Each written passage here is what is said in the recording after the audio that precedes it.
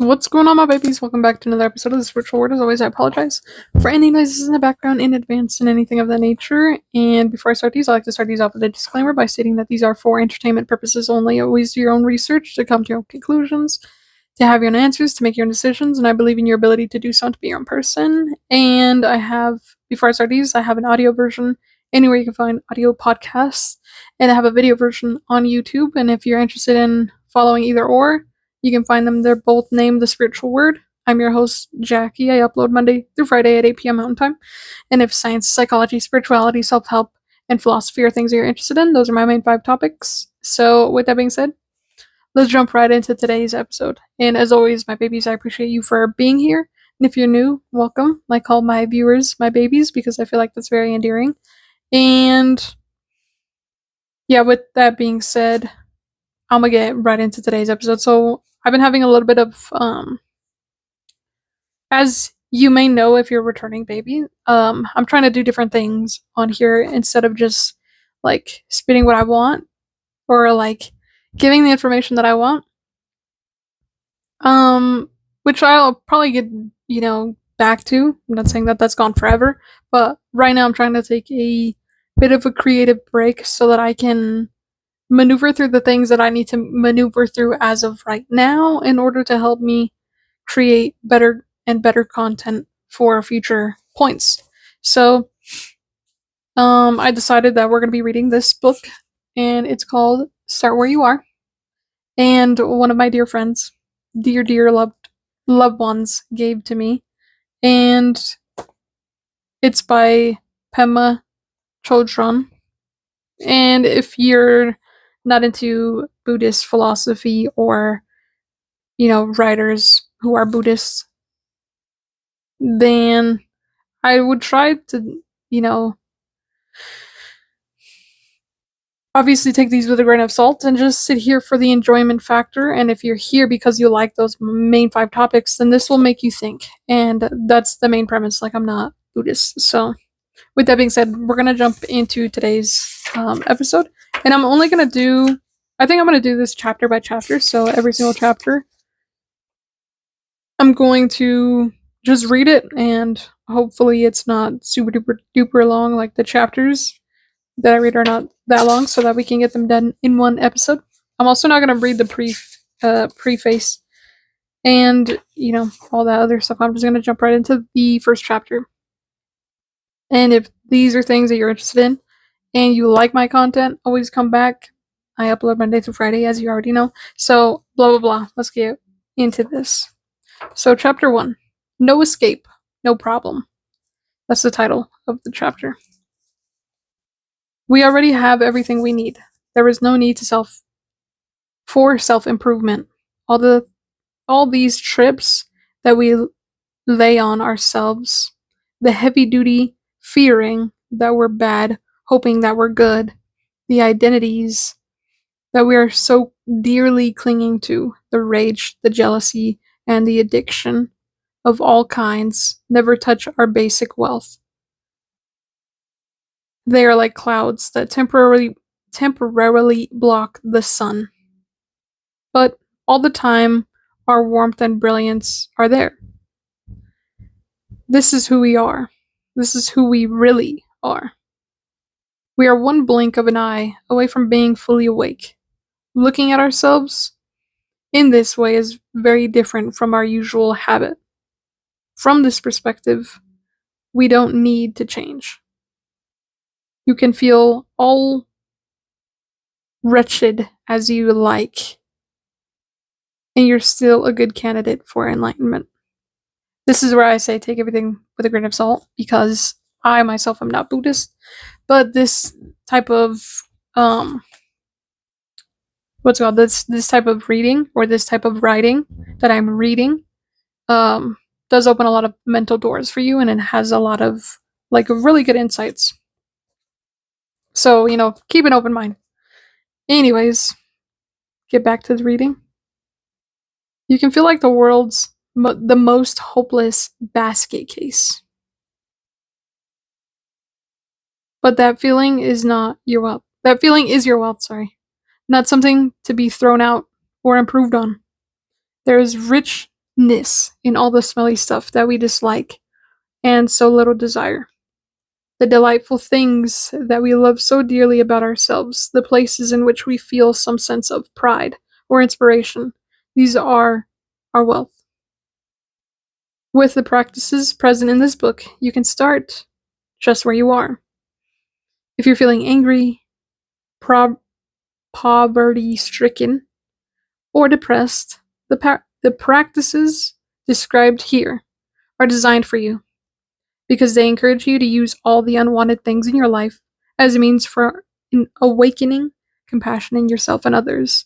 These practices show us how to accept ourselves, how to relate directly with our suffering, and how to stop running away from the painful aspects of our lives. They show us how to work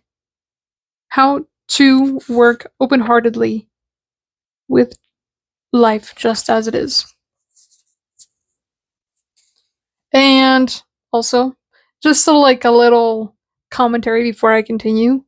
One, I'm sorry because I read so choppy and I read very hard to understand, like I'm very monotone. But like I said, these are for entertainment purposes only. And maybe you want to listen to these before you go to sleep, you know? I've been told that I have a relaxing demeanor, so hopefully that's true for you. Or maybe you think that too. Or maybe not. Anyways, let's continue. When we hear about compassion, it naturally brings up working with others, caring for others. The reason we are often not there for others, whether that be our children, our mother, or someone who is insulting us, or in some way, or someone who frightens us.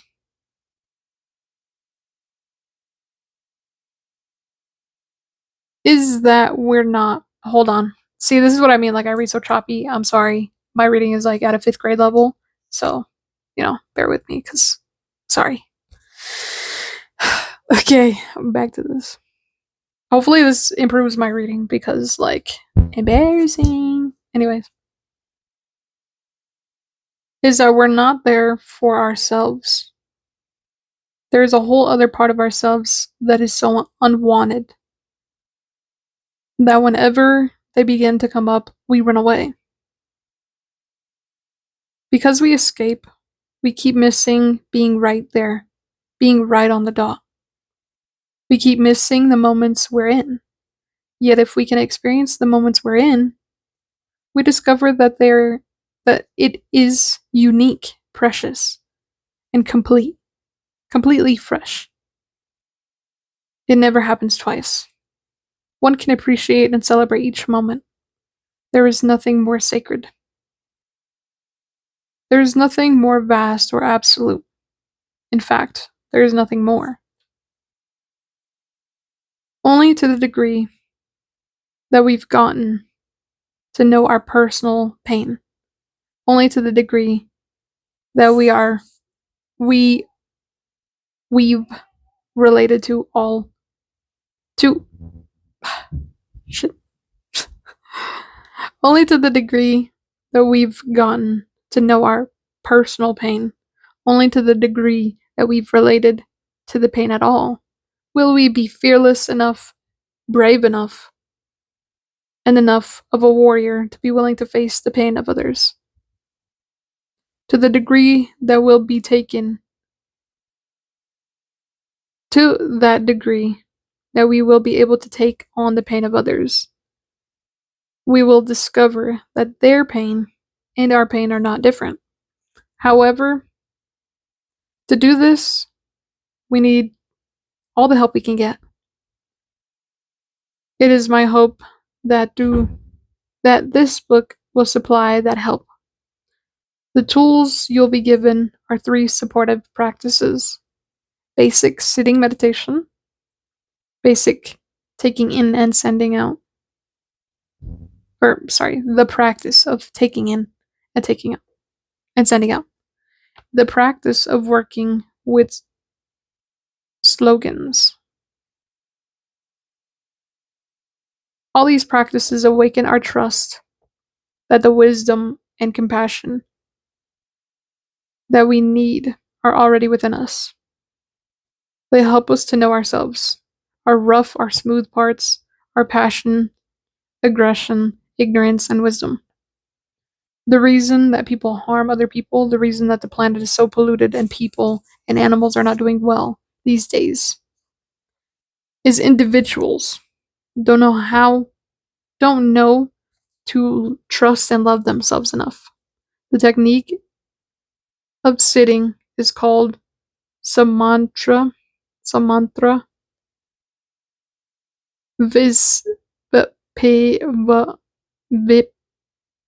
Vipassana. I can't read. Tranquility insight. I think that's the meaning. It's like the golden key that helps us to know ourselves.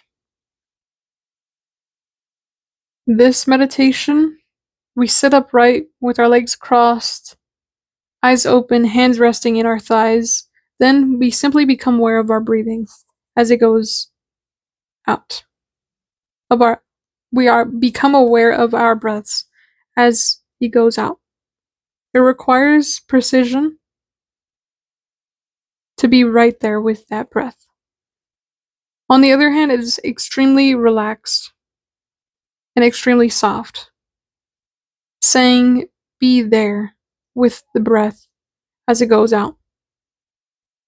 This is the same thing as saying being fully present.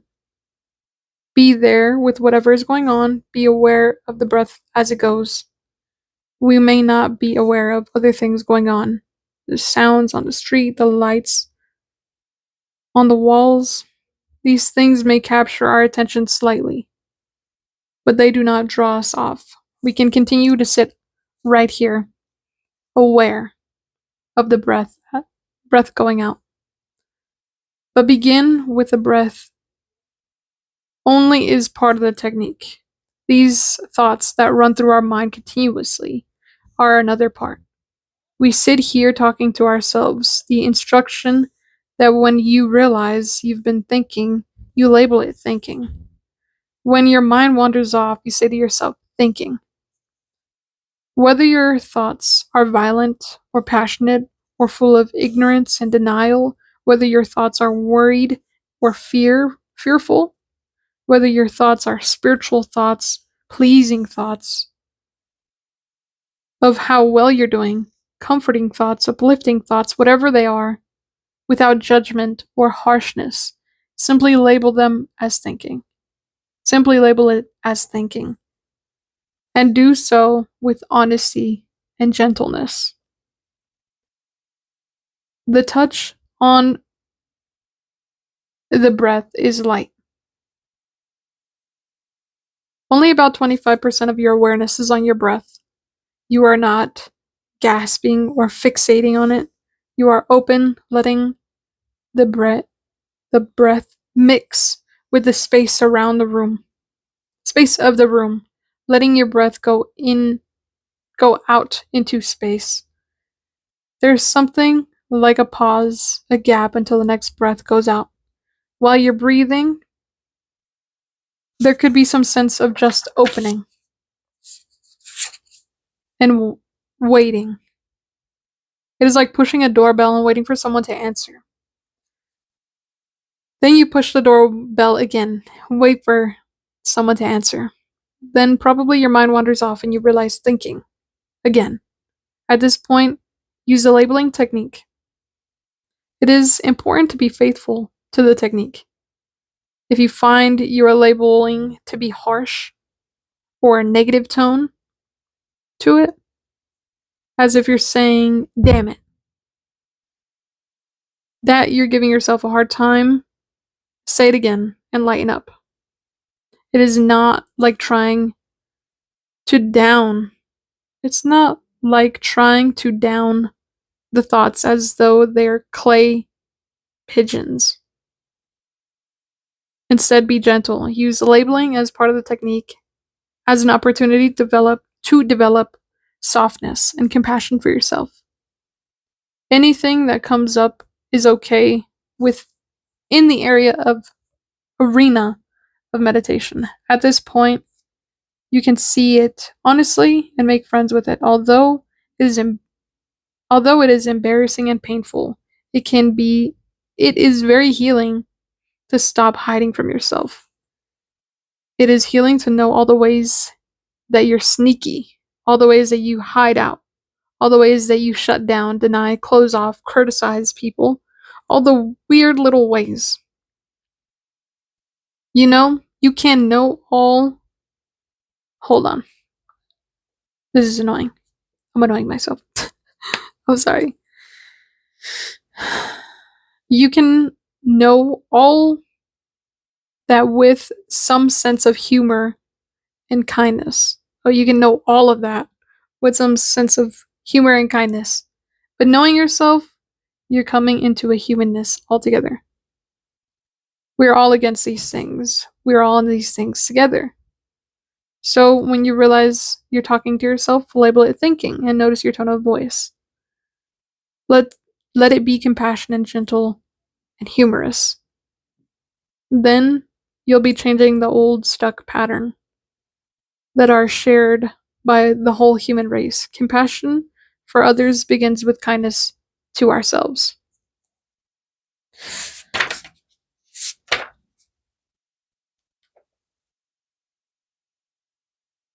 Lojong practice. The heart of this book is a Lojong practice and teachings, or mind training. It has two elements: the practice, which is Toglen meditation, and the teaching, which comes from the forms of slogans.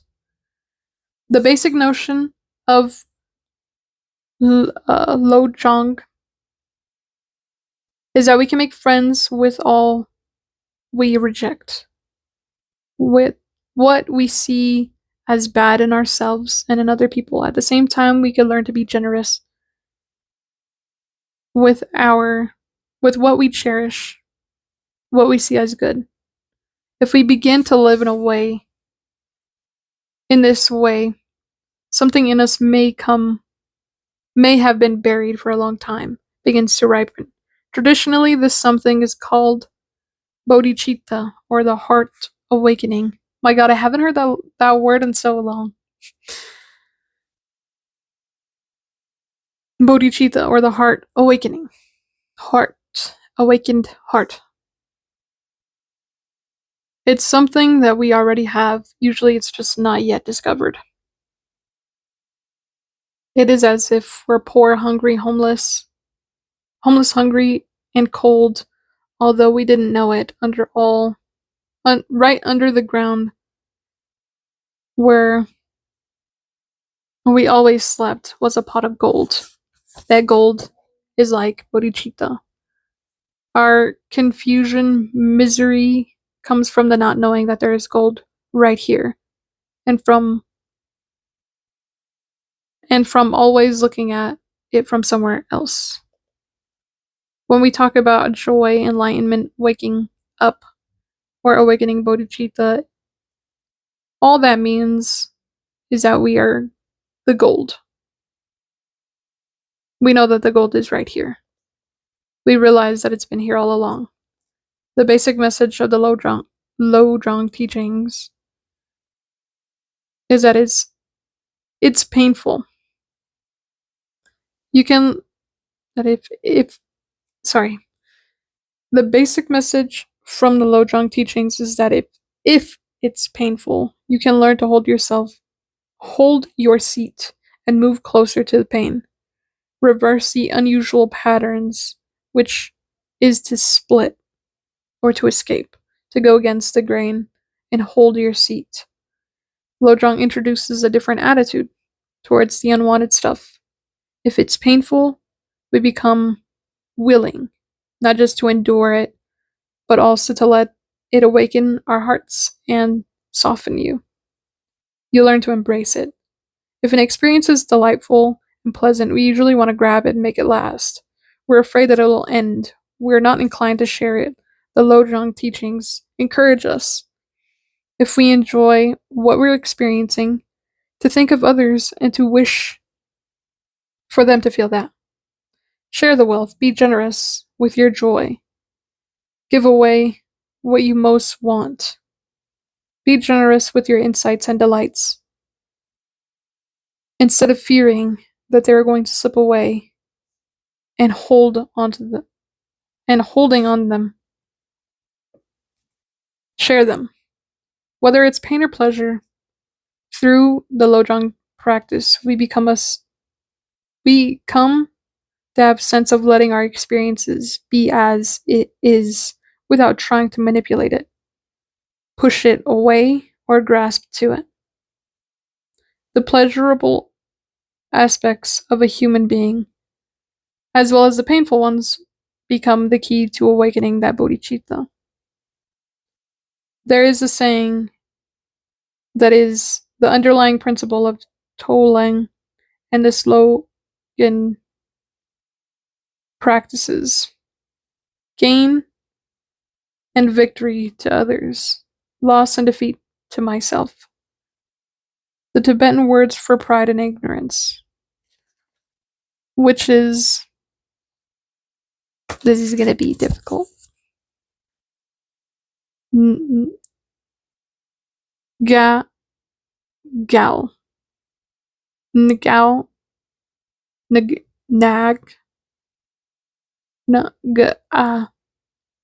Gyal.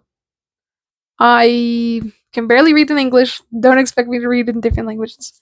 Anyways, this literally translates to me victorious. Me first. Ego. Am I on the right page? I feel like I just skipped a whole page. Hold on. Nope. Okay.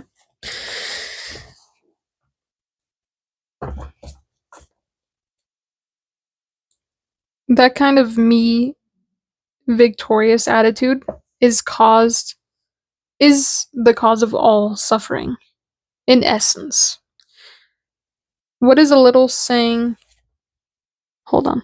In essence, what this little saying is getting at is the word like victorious and defeat. It completely interwoven with how we protect ourselves, how we guard our hearts. Our sense of victory just means that we've guarded our hearts enough so that nothing got through. And we think we won the war. The armor around our soft spot, our wounded heart, is now more fortified. And now our world is smaller.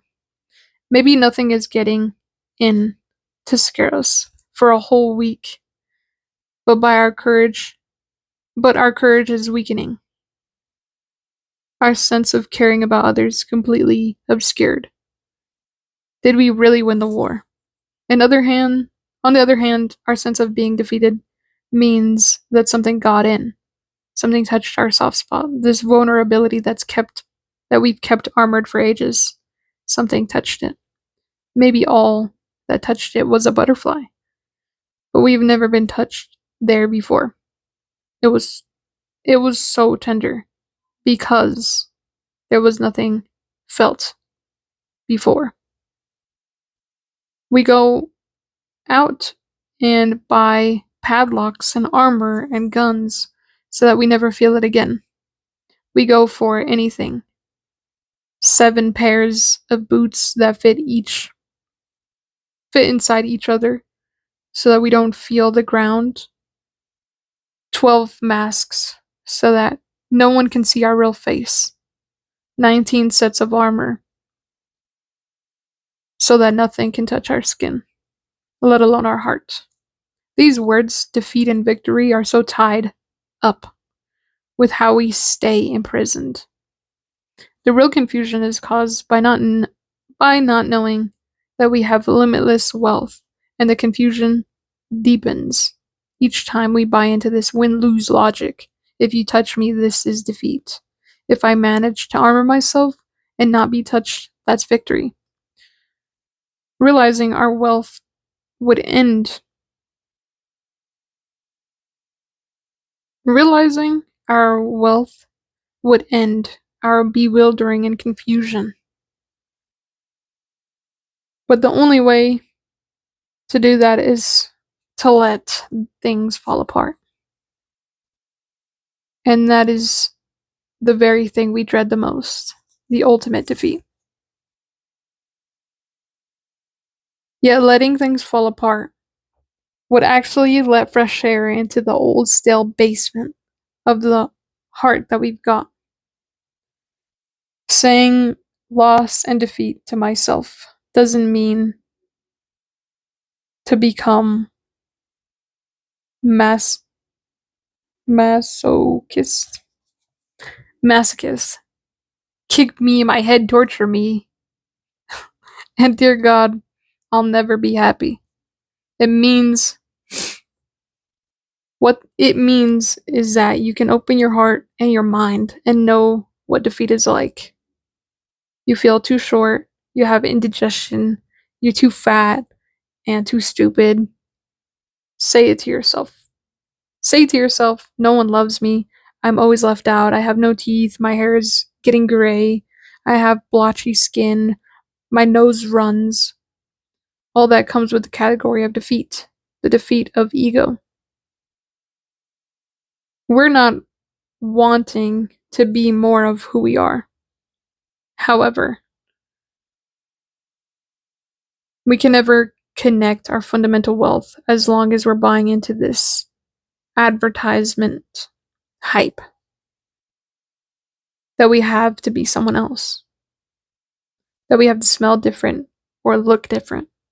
On the other hand, we're saying victory to others instead of wanting to keep that for ourselves. There's a sense of sharing the whole delightful aspects of your life. You did lose some weight. You do like the way you look in the mirror. You suddenly feel like you have a nice voice, or someone falls in love with you, or you fall in love with someone else, or the seasons change and it touched your heart, or you begin to notice the snow in Vermont, or the way the trees move in the wind. With anything you want, you begin to develop the attitude of wanting to share instead of being stingy and fearful around it. Perhaps the slogan will challenge you. They say things like, don't be jealous, or, and you think, how'd they know? Or be grateful to everybody, and you wonder how to do that or why to bother. Some slogans, such as always meditate on whatever provokes resentment, exhorts you to go beyond common sense. These slogans are not always the sort of thing that you want to hear, let alone find inspiring. But if we work with them, they will become like our breath, our insight, our first thought. They will become like the smell we smell and the sounds that we hear. We can let them permeate our whole being. That's the point. These slogans are not theoretical or abstract. They're actually who we are and what's happening to us. They are completely relevant to how we experience things, to how we relate with the occurs in our life, with what occurs. Hold on. They're relevant to how we experience things, how we relate with whatever occurs in our lives. They are about how to relate with pain and fear and pleasure and joy, and how those things can transform us fully and completely when we work with the slogans. Ordinary life becomes the path to awakening. Well, I'm gonna leave that there just because this is already 30 minutes long. I hope that you liked it. I hope that this was insightful in some way, shape, and form, or just entertaining in some way, shape, and form. Ooh. And next episode, or tomorrow, we're going to be doing chapter 2. I don't know.